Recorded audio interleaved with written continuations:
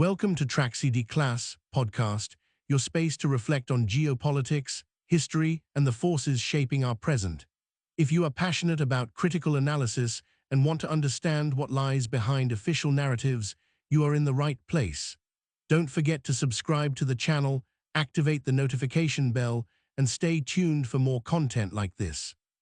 NATO Secretary-General Mark Rutte has announced the launch of Operation Eastern Sentinel, presented as a plan to reinforce the alliance's eastern flank. Yet when we look closer, this move appears more like a propaganda exercise designed to distract and instill fear among European citizens. The official justification was the alleged intrusion of Russian drones into Polish territory, but that incident looked more like a pretext than a real threat. Even European critics mocked those drones, describing them as plastic toys, incapable of long-range combat or reconnaissance. Without evidence, the story collapsed, and at the UN, Russia rejected every accusation. Only 46 countries out of 193 sided against Moscow, proof of weak support and fragile claims. The true function of Eastern Sentinel, therefore, is not military but psychological, to spread fear and to justify aggressive attitudes toward Russia. There is no change in the balance of power. Relocating some air defense systems or troops will not affect the battlefield in Ukraine. Russian exercises, like Zapad 2025, remain planned and transparent, open to observers. Meanwhile, the West increases its own drills and troop numbers, reinforcing the narrative of a Russian threat that simply does not exist. Rutte's hysteria fits perfectly into this media strategy, to present Russia as an imminent danger, while Moscow has repeatedly declared it does not intend to fight either Europe or NATO, calling such theories absurd. This climate of military propaganda connects to a deeper political and social process, the return of fascism in new but dangerous forms. Today's tolerant and democratic facade could soon be replaced by more traditional authoritarian movements. Across Europe, from London to Paris, far-right groups exploit discontent, fear, and frustration. They present themselves as opposition to pseudo-progressive governments, yet they are simply another face of the same system. It is useless to draw a line between fascism and Nazism. Nazism was only a variant of fascism.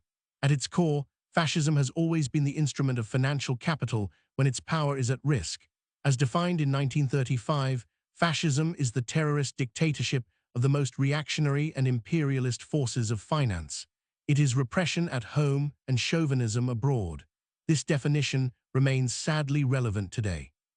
In the 1960s, Italian filmmaker Pier Paolo Pasolini saw a new fascism taking shape. For him, it was not the brutal marches of Mussolini, but the hidden power of mass culture, television, advertising, and consumerism. This new fascism destroyed local cultures, erased memory, and imposed conformity more effectively than old dictatorships ever could. His film Salo is not a grotesque provocation, but the anatomy of fascism's cannibalistic logic. Fascism always speaks to fear. It offers the ordinary man a sense of belonging, but at the cost of his humanity. It appeals to the lowest instincts, promising only one freedom, the freedom to indulge without moral responsibility. That is why paramilitary training often demanded acts of cruelty, such as killing a pet or mutilating family members branded as enemies. Fascism is a pedagogy of cruelty designed to break emotional bonds and replace them with blind obedience.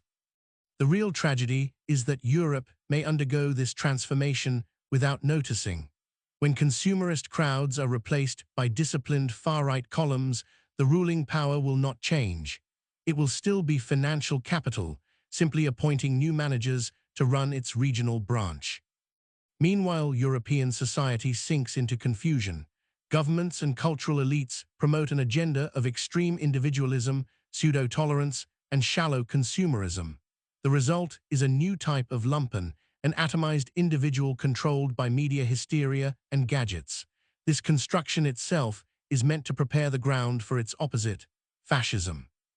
Behind slogans about common sense and traditional values, new movements rise.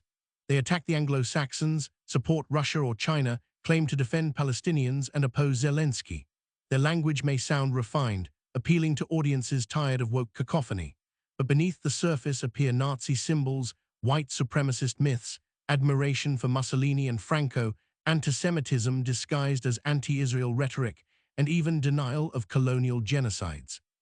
The medicine they propose is no less toxic than the illness created by neoliberalism. Neoliberalism has destroyed public education, and with it, the ability to think critically.